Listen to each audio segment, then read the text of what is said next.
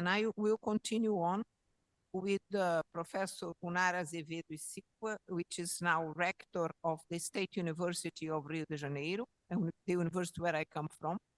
And she's going to talk about public university as a means of social inclusion.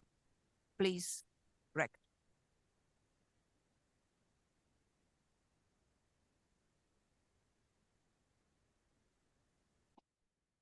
Good afternoon to everybody here, to those who attend by streaming also.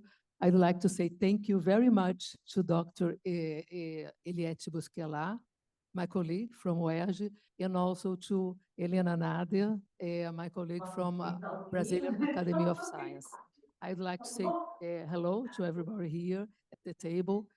Very, very important woman at the table, and also to my colleagues and students present here. My presentation is in Portuguese. I'm sorry, but I think that everybody here can understand Portuguese, and Dr. Richard Roberts, I don't know if he's here, but I think you can help him to translate. Okay, thank you. So, in this table, Mulheres na Ciência, I'm going to bring the experience of UERJ, Universidade do Estado do Rio de Janeiro. Então, eu vou falar um pouco da universidade pública como meio de inclusão. E aí, aqui só o quadro da UERJ. A UERJ é uma universidade do Estado do Rio de Janeiro, né, que foi criada em 1950. Aí as fases, a expansão da UERJ, passa rápido por aqui. Aqui é a distribuição dos campi da UERJ pelo Estado do Rio de Janeiro. Nós temos no centro aqui, né, na região do município do Rio de Janeiro, mas também temos vários outros locais. Então, a UERJ tem o Centro de Tecnologia, Educação, Humanidade, Ciências Sociais, Biomedicina, e perfaz esse quantitativo, chegando a 30 mil alunos, mais de 6 mil funcionários, mais de 3 mil professores. E aí, nessa gestão atual da UERJ, a gente está priorizando o quê? Um compromisso com equidade, democracia e desenvolvimento do Estado do Rio de Janeiro, né? Nesse sentido, a gente precisa garantir o que foi construído até agora, e muita coisa foi construída, né, até agora, mas também integrar as diferentes áreas, os diferentes campi que nós temos na UERJ, e também pensar que é importante, deixa eu continuar aqui,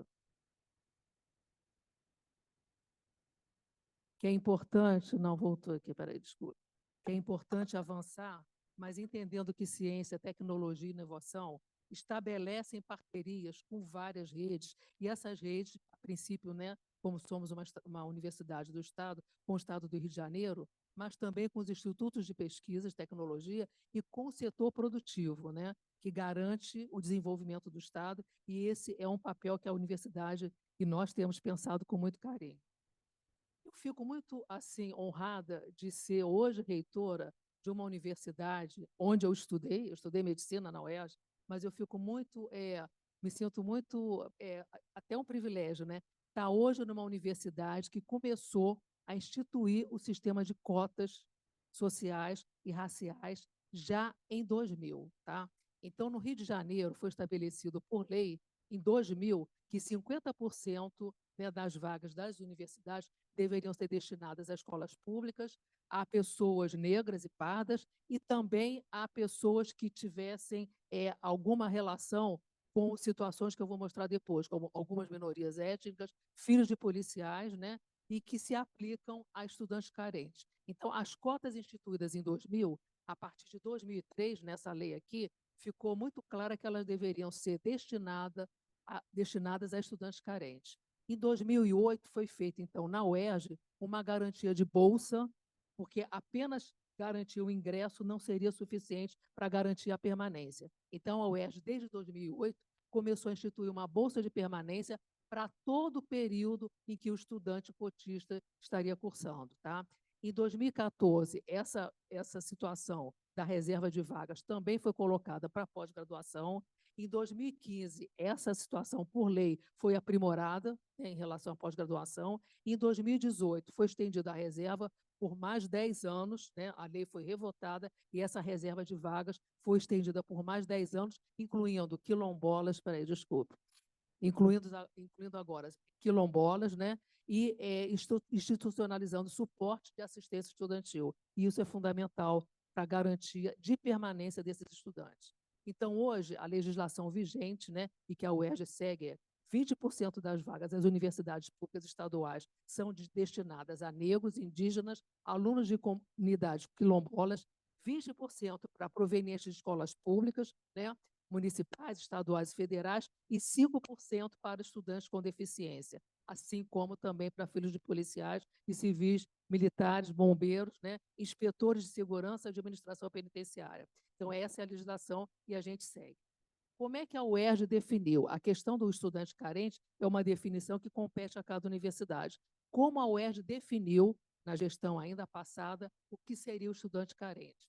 Aquele estudante que tem renda per capita, né, por pessoa na família, mensal bruta igual ou inferior a 1.980, que corresponde a um salário e meio mínimo, né, per capita. E aí, com isso, além desses auxílios, né, além dessas bolsas de permanência, a UERJ institui alguns auxílios.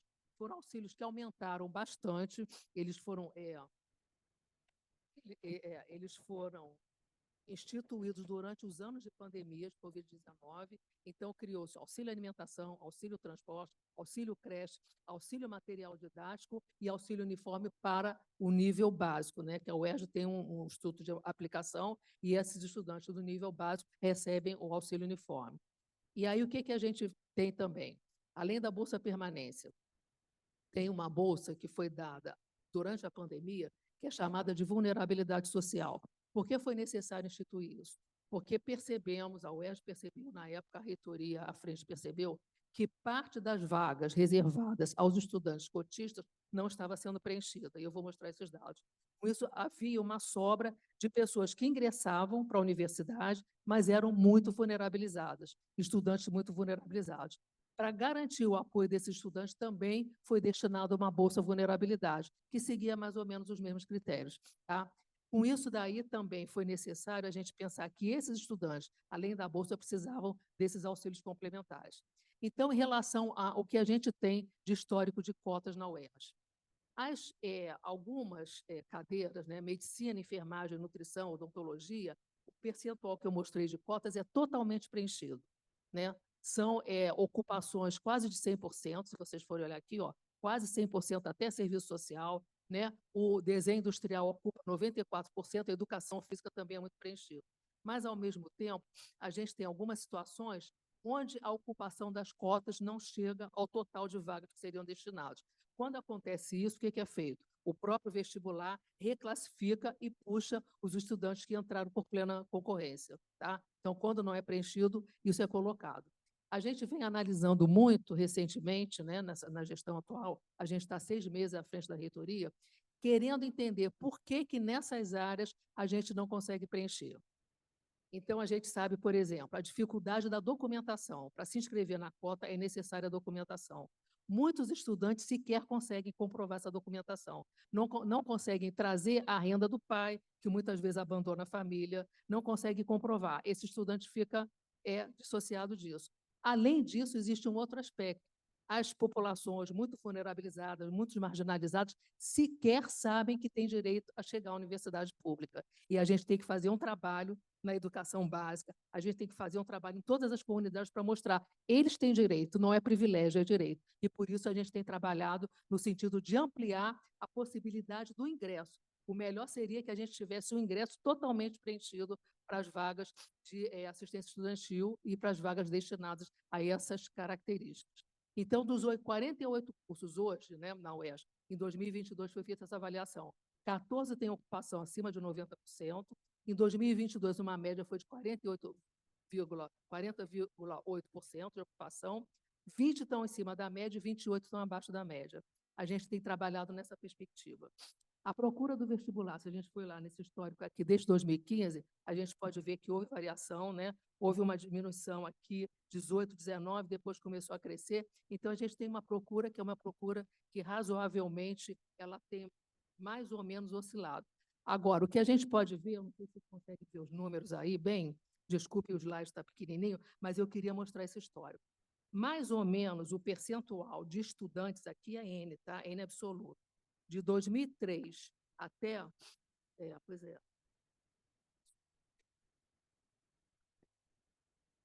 Tá ótimo.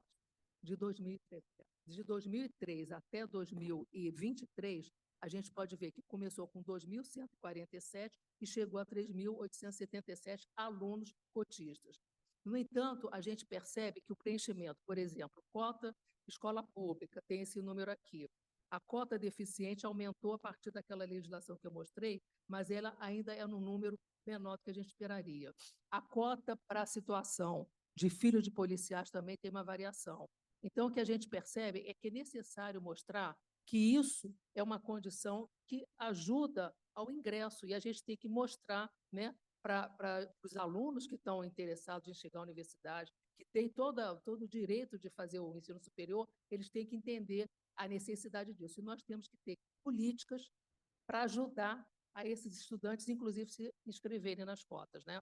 Então, assim, aqui a ocupação média, como eu falei, em 2022, a última avaliação maior que nós tivemos deu, aqui a gente está fazendo novamente, 40% da UERJ é ocupada por cotistas. O que a gente coloca como necessidade de pensar a inclusividade na universidade? Ampliação do ingresso, né? É uma população que é muito diversa, cultural e economicamente. Isso claramente a gente vê andando pela UERJ. Se a gente olhar de manhã, os cursos de manhã, se olhar os cursos noturnos, a gente vê a diferença que é da população chegando à UERJ. A UERJ tem uma facilidade que eu acho que quem é do Rio conhece. Ela fica no Maracanã, que é perto do metrô, que é perto da linha do trem, e com isso é mais fácil acesso, mais fácil, inclusive, do que na Ilha do Fundão, onde é a UFRJ. Isso é uma garantia. O que torna algumas pessoas dizendo, talvez a universidade mais pública, mais inclusiva. No entanto, a gente entende que muito tem que ser feito. Como eu já falei, os auxílios são importantes, mas os auxílios têm que estar articulados com a questão do ingresso, da permanência e do egresso. Uma das dificuldades que a gente está percebendo é isso. Alguns alunos não se formam, porque como a lei é assistência estudantil, até ele se formar, alguns não se formam. Por quê? Não tem chance no mercado de trabalho. Ele tem a garantia de bolsa enquanto está na universidade. Quando ele sai, ele não tem como ocupar esse mercado de trabalho. E aí nós estamos criando agora também políticas que têm condição para esse egresso conseguir ser incluído, né? Isso é uma dificuldade. Então, assim, além de todos os programas, a gente coloca também ações que têm a ver com toda a questão de acadêmica, da gente ter o apoio social, psicológico, mas também o apoio acadêmico, isso é fundamental. A inserção na formação científica, artística, técnica e cultural também é fundamental. Então, vários programas estão sendo implementados, já existiam, mas a gente está implementando no sentido de estimular que cotistas participem e o desenvolvimento de estratégias que motivem a conclusão do curso. Apenas dar a bolsa de permanência e todos os auxílios não resolve ele concluir o curso. Essas condições são fundamentais, é nesse sentido que a gente vem trabalhando. E aí, quais são as situações que a gente tem que pensar a operacionalização dessa política de assistência estudantil? Reestruturar o fortalecimento da Pró-Reitoria de Assistência Estudantil, que a UERJ tem uma Pró-Reitoria específica, né, para isso. A criação da superintendência que a gente fez há 2 meses, Superintendência de Equidade Étnico-Racial e de Gênero, onde estamos trabalhando não só as questões que têm a ver com a diminuição do assédio, mas também garantir a inclusão e criação de comitês que estruturem e coordenem de forma transversal políticas de acessibilidade e inclusão e também incluindo o problema que a gente viu muito grave entre cotistas, a questão da saúde mental. A gente está dando muito suporte a isso, elaborando políticas e estratégias de acolhimento, acompanhamento e para entender quais são as dificuldades que esse cotista, com bolsa, com auxílios, com acompanhamento pedagógico, não conseguem chegar, né, bem, de forma mais plena no final do curso. Tá?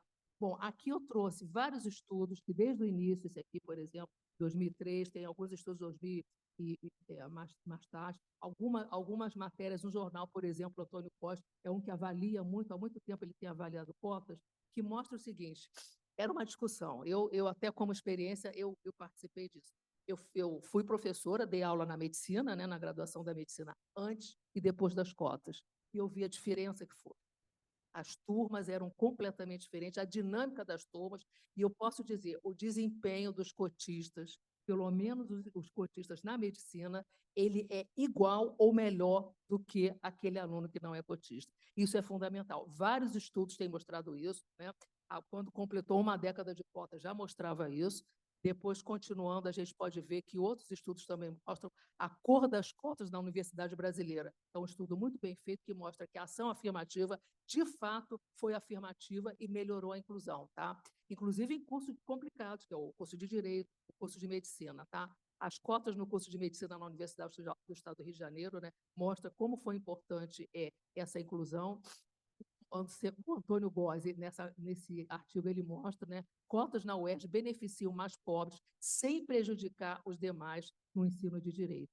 Então, eu acho que tudo isso fortalece a perspectiva de que é importante a gente pensar que essa estratégia é uma estratégia de reparação numa sociedade tão desigual, numa sociedade em que a gente tem ainda tantas populações vulnerabilizadas, mas ela é fundamental e a gente tem que pensar numa situação global de assistência estudantil. E hoje estamos trabalhando junto à LERJ e ao governo para que a gente possa aprovar a lei de assistência estudantil, que garanta que o estudante cotista e todas as outras necessidades, né, de apoio consigam ser estipuladas por lei.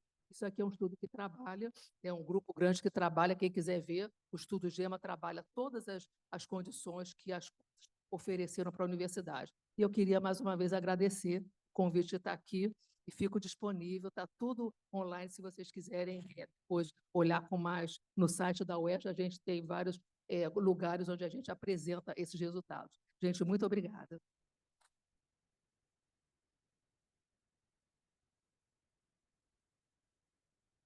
Muito obrigada, reitora.